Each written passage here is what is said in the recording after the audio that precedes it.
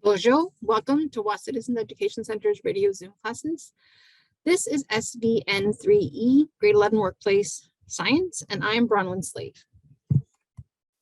If you'd like to participate live today, you can call the Wahsa studio at 1-800-465-7144 or 737-4017.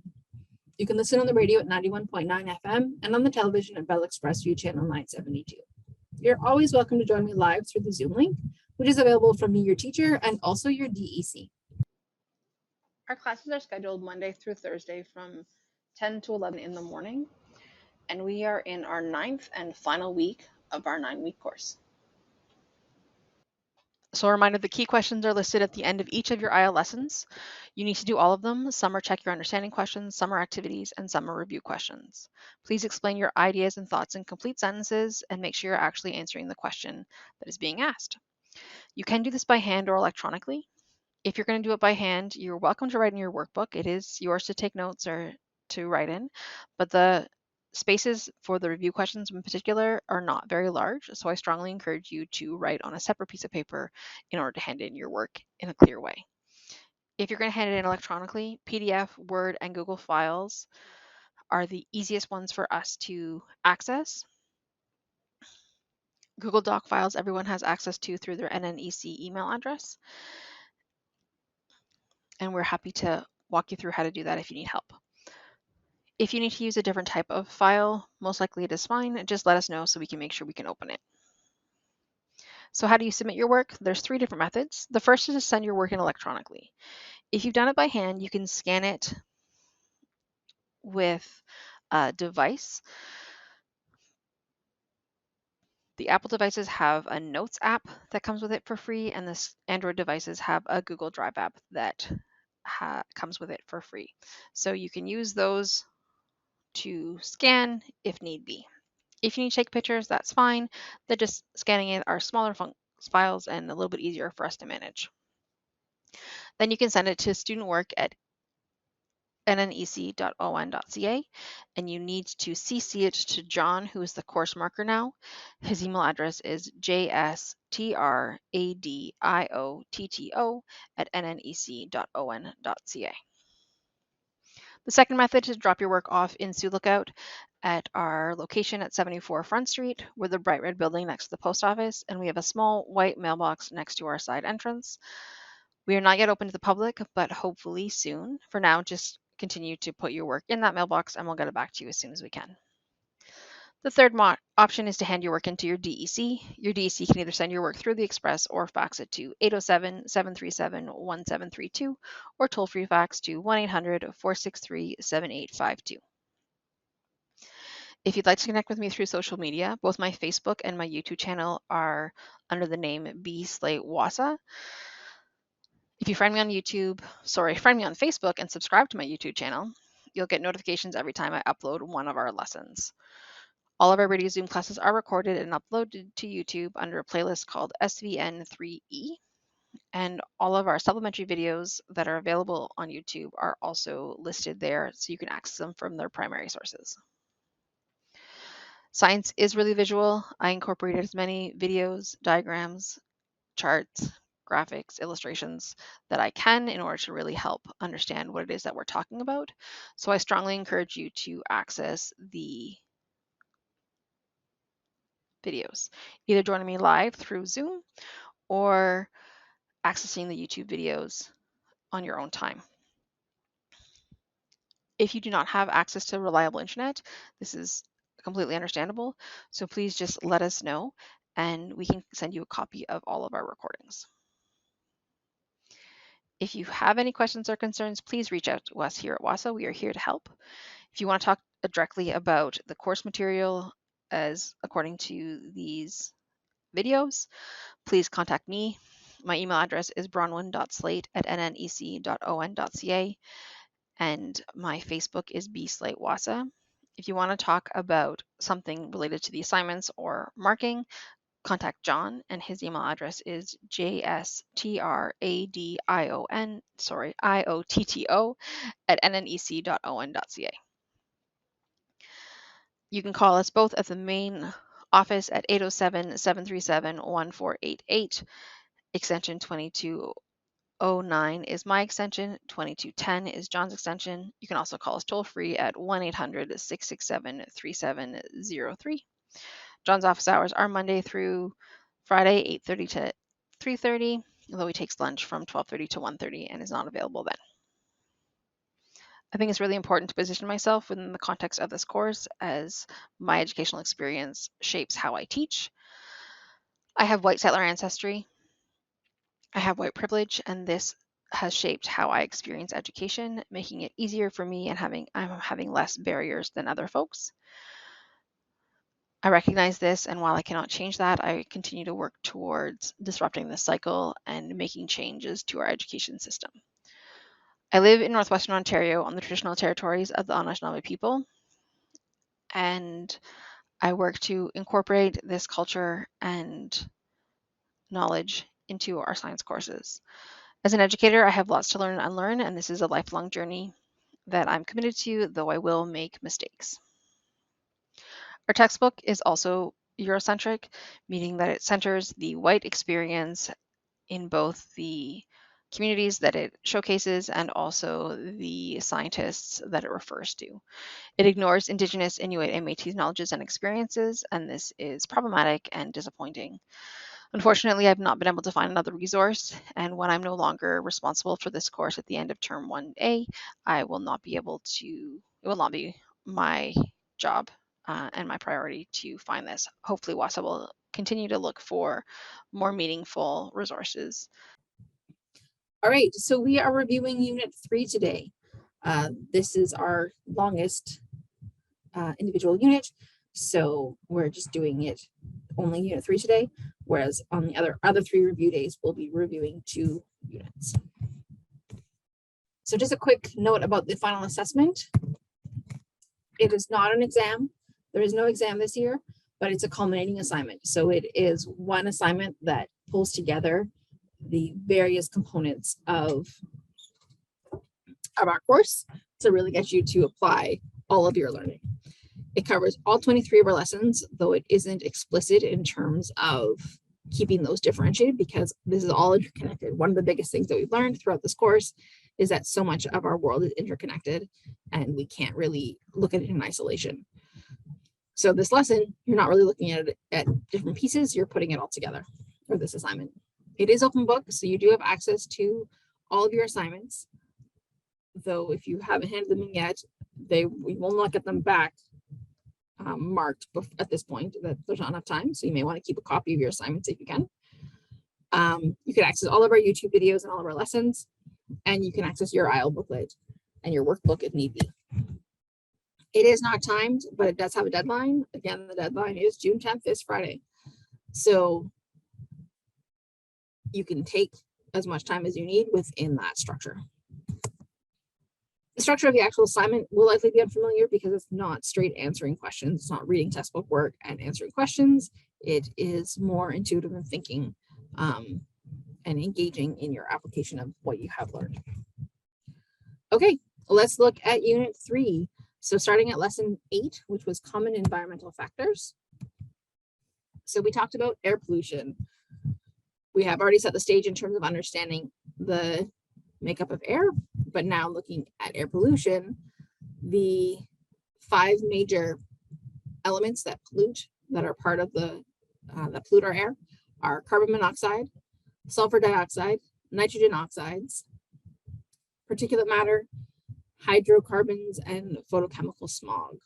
So it's interesting to note that our air is made up of, we talked previously that our air is made up of carbon, oxygen, and nitrogen are 3 of the large elements that our air is made up of. But in combinations, those become poisonous to us because carbon monoxide is carbon and oxygen. Nitrogen oxides are nitrogen and oxygen. So they don't just automatically happen. It happens because carbon and oxygen and nitrogen are already in our air, but the combination and how they get combined due to human activities makes them toxic to us. Then we talked about light pollution and ultraviolet light. We talked about the electromagnetic spectrum and how light wavelengths, both in terms of the visual spectrum, what we can see, but then also how there are much larger waves like radio waves and much smaller waves like ultraviolet rays or X-rays, and how those ones can be dangerous to us because they are so small, moving so fast that they, when penetrating our skin, they damage our skin. So we talked about how ultraviolet light, if there's how pollution affects that, and how there can be too much of it. And then we talked about noise pollution and how at different decibels we can develop hearing loss. And so being conscious of that in terms of construction, in terms of aviation and airports, in terms of various things, that noise pollution has a big impact. We don't talk about it as much as we talk about air pollution or water pollution really, but it still has health concerns. And we looked at soil and water pollution, looking at heavy metals that pollute both of our soil and our water, workplace chemicals, and then pathogens, so like diseases and bacteria that infect or pollute our soil and our water, which then in turn makes us sick. So the review questions on page 69 list the top 3 sources of emissions in Canada and the percentage of emissions they produce. So I don't have all of this information memorized. Though we talked about it, I remember talking about it. I don't remember the exact numbers, and that is completely fine. It is okay if you don't remember everything. You don't have to remember everything. We just need to be able to figure out where to look. So I've gone back into our workbook and I've looked and I've seen that I'm looking for the top 3 sources of emissions in Canada.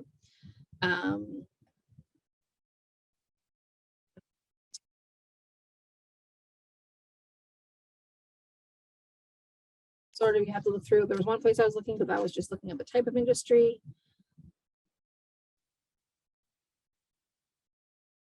So I believe it's what we listed before in terms of, oh no, the sources. The top 3 sources would be in industry.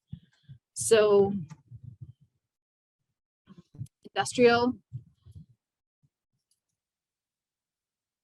So in this graph on page, or chart on page 61, it lists industry as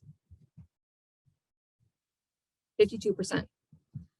And that seems really, really vague to me. I'm like, what do you mean industry? So I guess that's industrial activities, so factories and things like that. But it just seems very strange to me. And then transportation is the next producer of emissions. That is 27%. And consumer and commercial products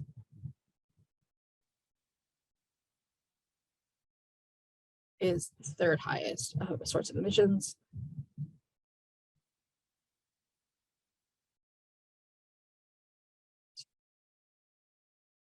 %. And then just in terms of knowledge, it goes down to commercial and residential heating, 1%, and agriculture, 10%. I missed that. Agriculture is 10%. So agriculture would be actually the top 3, not consumer and commercial products, because it is 10%. See, mistakes happen.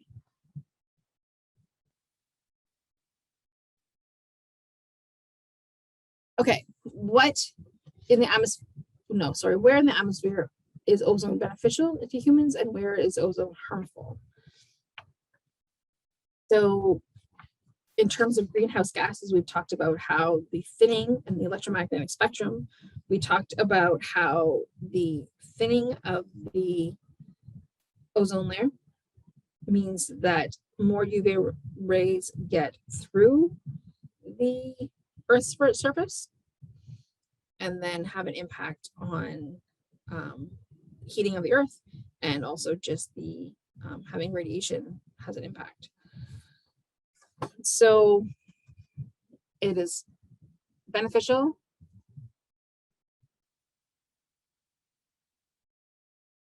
The ozone is in the ozone layer.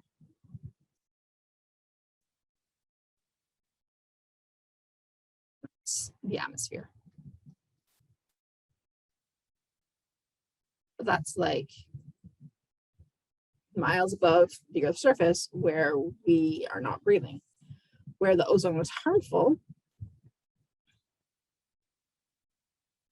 is at surface level.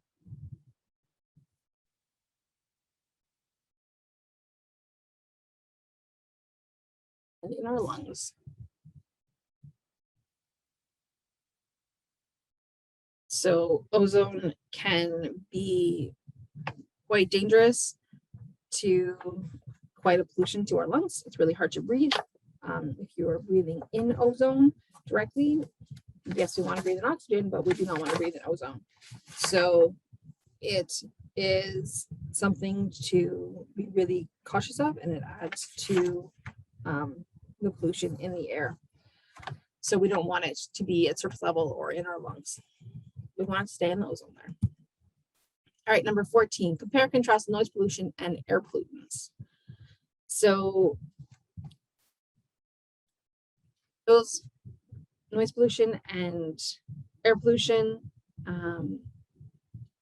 both of lifelong impacts.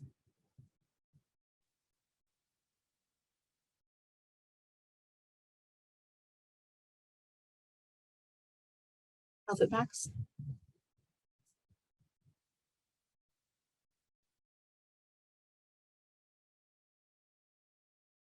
I feel like one is taken more seriously than the other. I feel like air pollution is taken more seriously than noise pollution.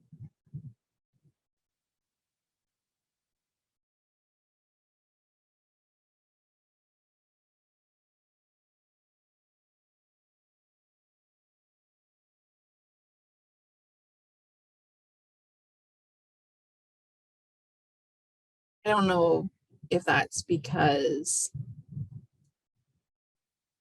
air pollution can lead to like lung cancer and lung disease, and you can die, whereas noise pollution, generally you lose your hearing, which means you have a disability, but you are still living. And so that means that it doesn't seem as serious. Or if it doesn't travel as much, noise pollution sort of has a smaller range, whereas air pollution is really, really fluid and really can travel. I don't know why I feel like air pollution is taken more seriously than noise pollution. Okay, lesson number 9, how the environmental contaminants enter the body.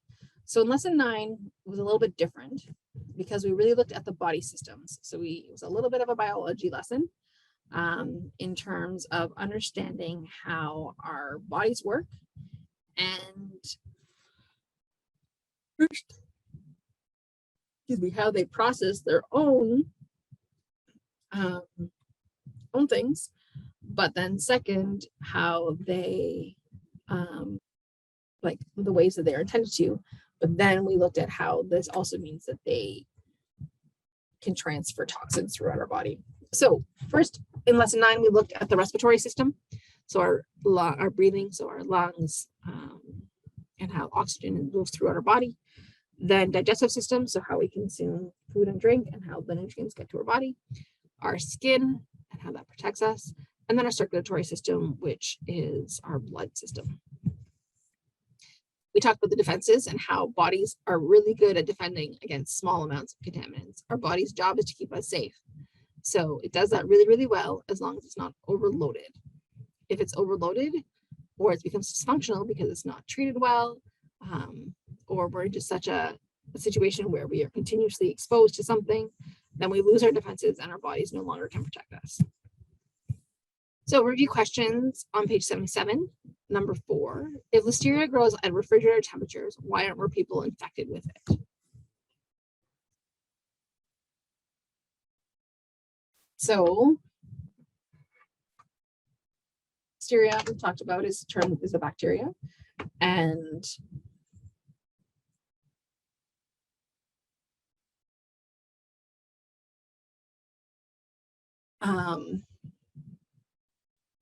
I believe that more people are not infected with listeria because most of our food that listeria would grow in is milk. So we kill listeria bacteria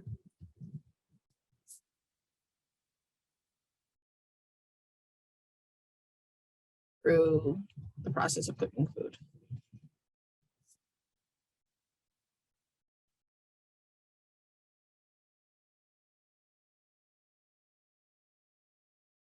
Not cross-contaminating our food.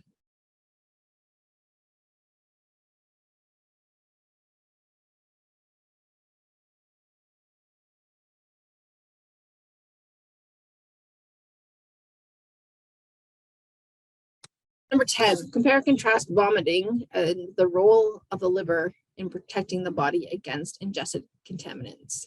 So we talked about how the liver rejects if it notes something is harming it, then it rejects that. Your stomach and your body rejects the whatever it is that is threatening your body. So it won't let your body absorb it.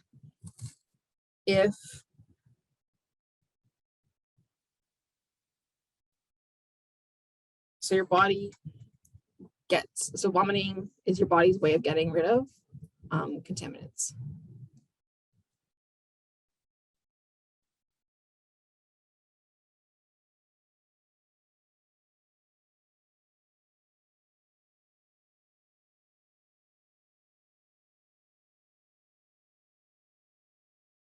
So your liver, in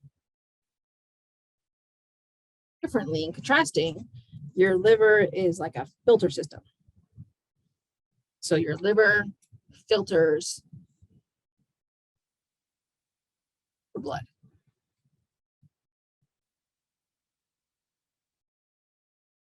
So your liver lets the good things through and collects the waste and the things that are not good for your body, and then your body rejects them. But whereas vomiting is your body's way of, if your body's way to say, this is making me sick, I need to get rid of this. And so then it's rid of everything that is threatening the body. But it also means that it's getting rid of any of the good things that might be in as well, whereas liver filters and sort of separates them. Number 12, what are the 3 layers of human skin and what is the function of each layer? So we have the epidermis.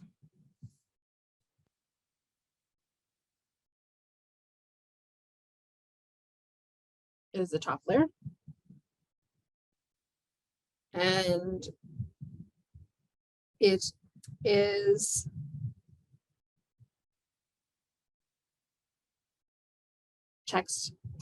it is the first layer of protection.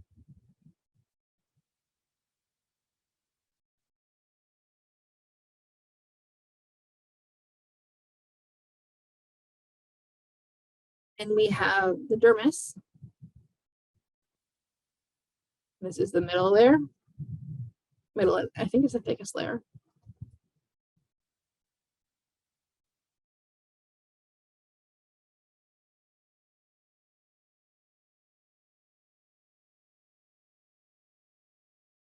And this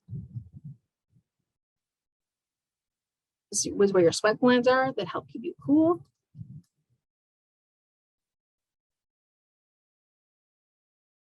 Got it in there. Glands, not glads.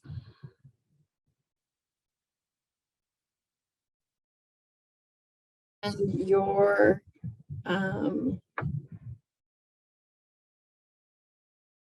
hair shafts actually help keep you warm.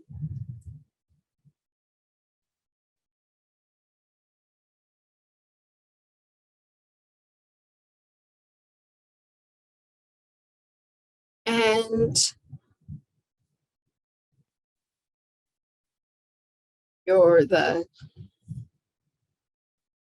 so then finally we have the subcutaneous layer, bottom layer.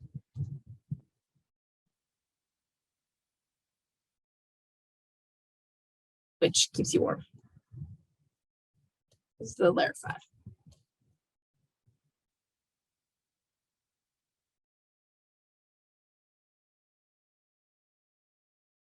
And that is a little bit on lesson number 9.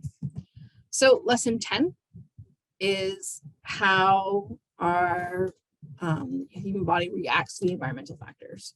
So we know what the environmental factors are, we know how our body processes things in general, and now this is putting them together in terms of how our body deals with those environmental factors.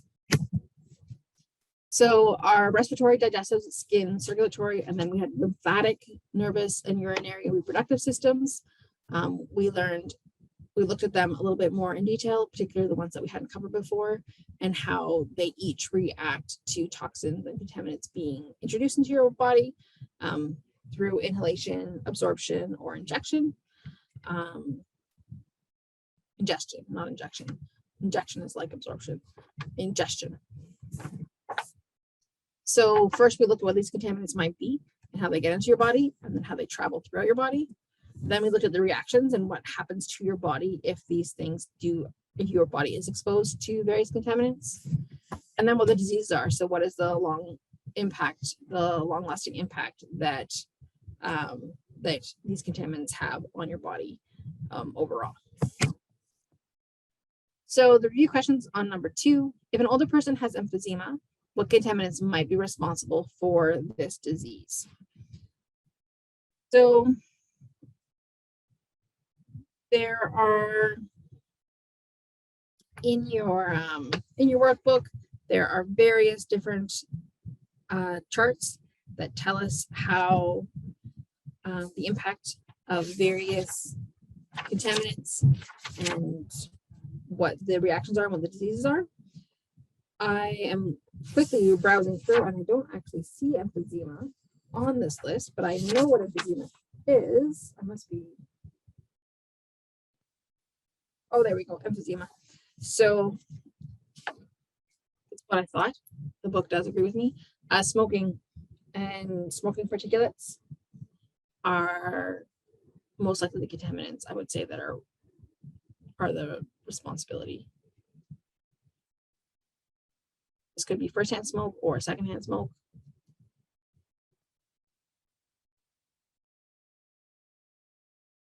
There's also smogs and pathogens. There's various things that are responsible for emphysema. And then just as an added bonus, remembering that the symptoms of emphysema are difficulty breathing, wheezing, coughing, shortness of breath, potentially excessive mucus, anxiety, and weakness. So for an older person, this could be a lifelong exposure to these toxins, though I have heard about it happening in younger people who smoke a lot. I don't know why this question, I feel like we just answered that question. I think that I just made a mistake because we just answered the question about, oh, that was a mistake maybe on the last one. Anyway, so I need to, we already talked about listeria growing at refrigerated temperatures. So we're not going to talk about that one. Okay, if the nervous system, number 11, is contained within the body, how can contaminants influence this system? So our nervous system are our nerves, our brain, our spinal cord. So how can, if that's so contained within our bodies, how does it get exposed? So this is absorption or ingestion are both ways that contaminants come in. really any of them, ingestion and inhalation, are all ways that are that contaminants can influence our system, our nervous system. Sorry that my writing is so messy. I need to practice between writing quickly and writing on the computer. Talking and writing at the same time when I'm saying things that I'm not writing.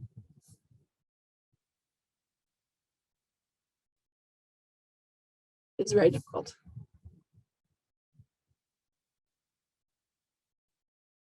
Something to work on. So once anything can find their way to the blood, then the blood is carried throughout the system, and then that crosses over to, so the blood contacts capillaries that get it into the nervous system.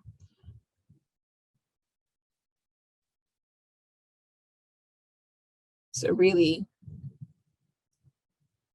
the blood is the key. If it gets into the blood, then you're really going to struggle. All right, so then we talked about how our bodies work, what the contaminants are in the world, and how they affect our bodies. So now we're going to talk about lesson 11, non-medical and non-medical ways to protect yourself from environmental threats. So we first talked about medical protections, where we talked about vaccines and medicines. I know there is a lot of debate out in the world right now about safety and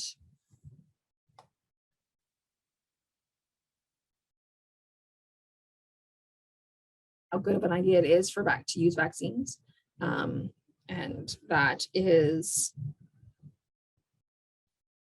I think, problematic. I think that science has come a long way, and we have learned a lot. Scientists, doctors have learned a lot, have done a lot of work. Researchers have done a lot of work to figure out how to make us safe. I think that is proof in our longer lives and our healthier lives. And part of that is through vaccinations and how we have eradicated many serious diseases because we figured out how to protect ourselves. If you can't preemptively protect yourself by having a vaccination, then we talk about how medicines work and how they can follow up behind and support if your body is already sick. Then we also talk about non-medical protections. And first we talked about sunscreen and sun protective clothing and how important that is in terms of protecting yourself against UV rays. I don't think that people really think about that too much as a protection factor, but it is something to be really conscious of, and it is accessible. And then we talk about respirators and breathing devices in terms of how to, if you're in a situation where breathing is challenging, to use a respirator to help you breathe, and hearing protection. So instead of being affected by noise pollution, we talked about a couple different methods in terms of protecting yourself from noise pollution. All right, so number 3, why are booster shots needed for some vaccines? So we didn't talk about this too much in detail, which is why I thought it would be good to go over it now. So it is to further strengthen your immune system, and you're helping your body build those your antibodies' ability to fight off the disease. So booster shot, writing this out. A booster shot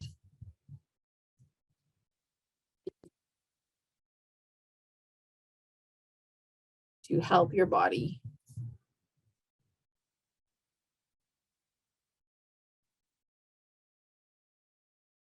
reinforce its ability to fight off a disease.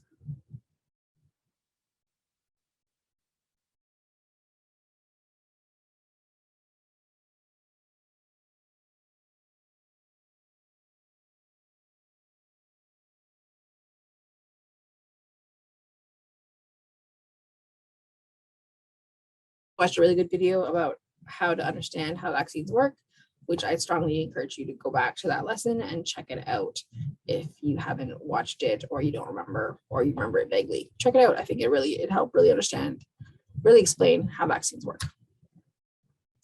All right, number 7, what does the SPF number on sunscreen represent? So hopefully this isn't too new. You've heard of this before, but SPF is sun protection factor. And more importantly than what the name is how does it work? So for example, an SPF of 15 means that your skin is protected 15 times longer.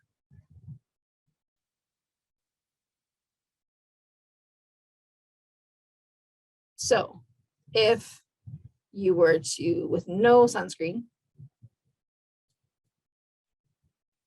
it would take you 30 minutes to burn, which is my reality. Then having SPF 15 means it's 30 minutes times 15, which is 10 times 30 is 300. 5 times 30 is 100.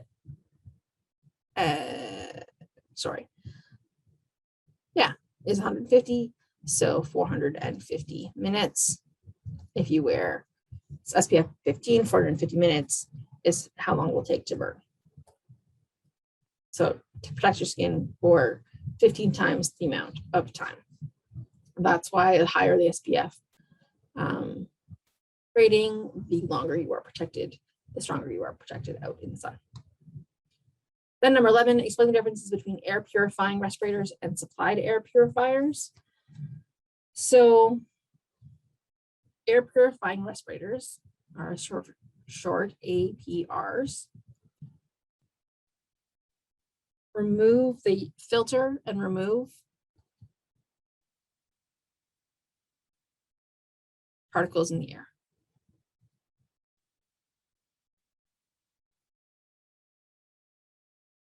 So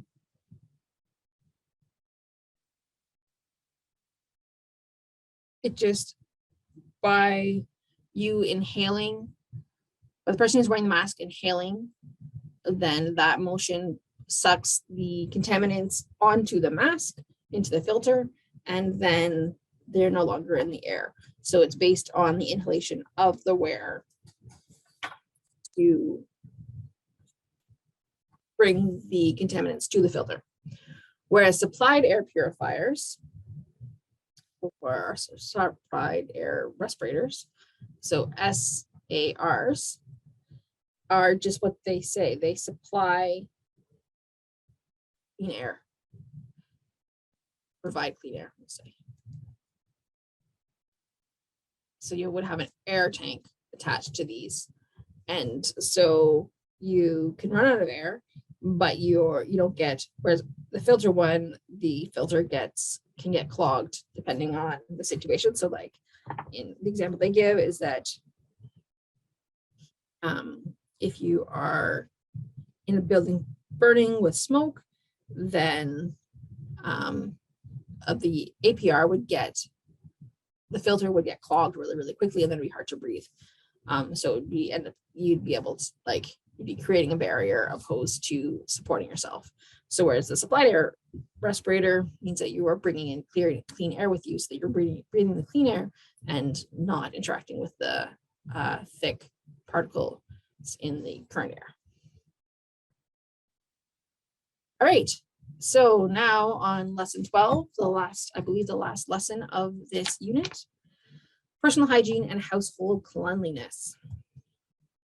So a step further in terms of how to protect ourselves, not just the protective equipment or the medication, but just what are things that we can do consistently throughout our days.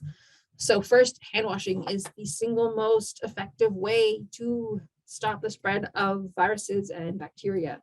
So we should be washing our hands very frequently. We all know this.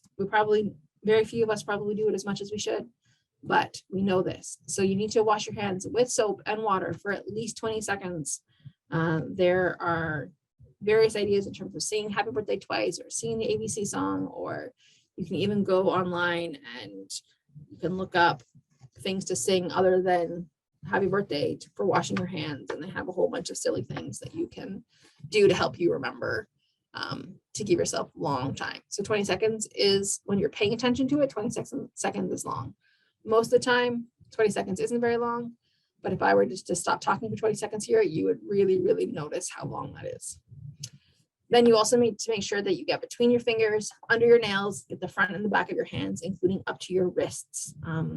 So these are all areas where we often neglect. We often just sort of rub our palms together, maybe the backs of our hands, but we really need to do a full-fledged wash when you are washing your hands to make it effective. Then we talked about food safety and how this is a true concern. There's over 11,500 hospitalizations and 240 deaths per year in Canada due to food safety.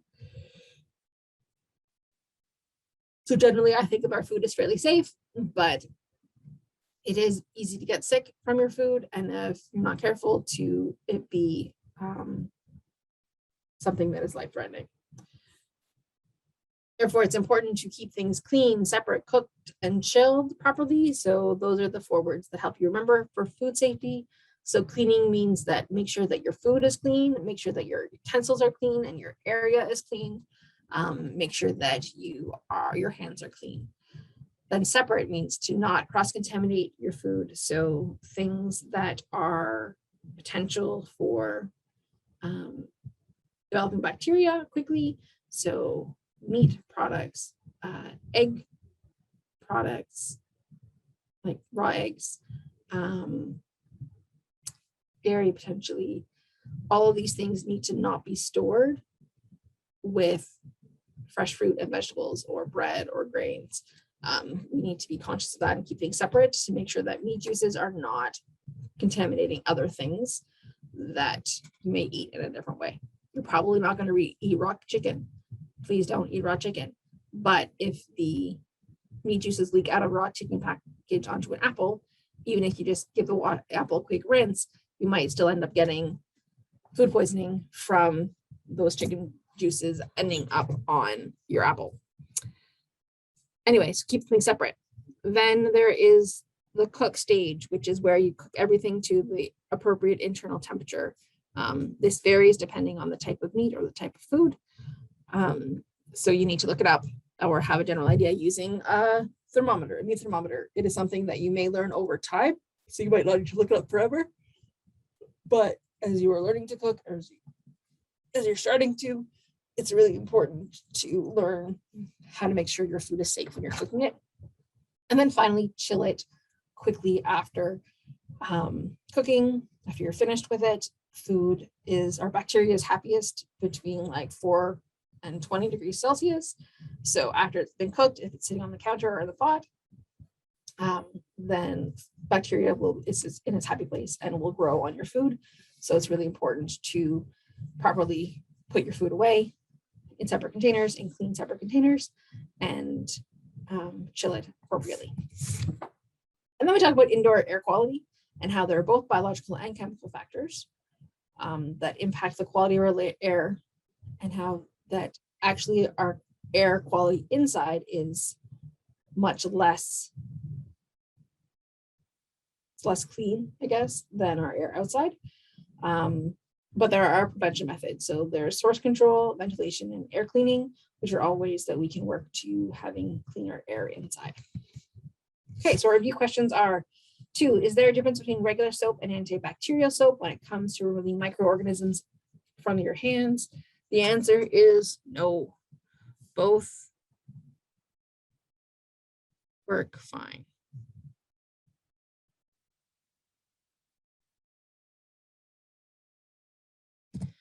Number 7, what steps can be taken to ensure foods do not become cross-contaminated? So keep them separate, really.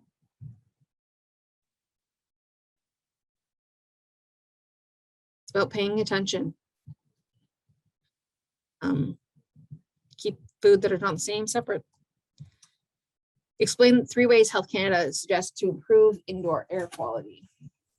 So this one I don't have off the top of my head. I can't think of what Health Canada specifically. I can talk about in general what I think, but I am just quickly looking in our workbook to see if there's anything that says Health Canada specifically. So the most effective way is to control at the source. So the things that I already listed. So source control, which means that you are using, you're not smoking indoors. You are cleaning and dusting regularly in your home. You are making sure that you don't have high humidity in your home that allows bacteria to grow and mold to grow. You're making sure all of your appliances, all of your things that might emit toxins in the air are burning appropriately, and that any appliances that you have that have exhaust are exhausted outside. You're using chemicals that don't gas pollutants into your home. Then the next one is ventilation. Make sure that your air is properly your home is properly ventilated. So you open windows and doors when you are able to. You turn on kitchen and bathroom fans in order to pull out any sort of, and also dry out areas. And then also having an HVAC system that helps circulate air throughout your home is helpful if possible. Oh, sorry, the last one. Then the third one is the air cleaning system, which we talked about how is not as effective as other as source control or ventilation, but the air cleaners are designed to remove impurities from the air. Some of them are good, some are not as great, and some are good for moisture, some are not as good for chemicals. So it's just something to be aware of. It's sort of a last ditch attempt, but the other 2 methods are better. Okay, so that is our review of chapter 3. So now we've covered chapters 1, 2, and 3 in terms of reviewing this week to set you up for success for your final culminating project. As always, if you have any questions or you'd like to reach out, please do so. My number is 807-737-1488, extension 2209, or you can also call me toll free at 1-800-667-3703. My email address is bronwyn.slate, and that's spelled BRONWYN.SLATE@nnec.on.ca. I'm pretty good at getting back through email fairly quickly if you need to do that outside of office hours or even during office hours. And I do try to get back on my phone messages quickly too within the next business days if possible. I haven't been slammed, though sometimes things happen and it might take me a day or 2 to get back either by phone or email. But you can also connect with me through Facebook at B-Slate Wahsa is my name there. And again, I'm pretty good at replying fairly quickly. So far, knock on wood. I don't get too busy. All of our lessons are on YouTube under a playlist called SVN3E under my channel, which is B-Slate Wahsa. So feel free to go there and get more detailed information about all of this that we have reviewed. There are, I'll have put up the show notes along with this video, which will link to the other lessons that we covered. So if there's something that we talked about today that you want to go back to, if you go to this lesson, I will link it so that you can find the right lesson. Hopefully if that's easier for you than just going to the channel. Thank you so much for joining me today. Good luck with your review, which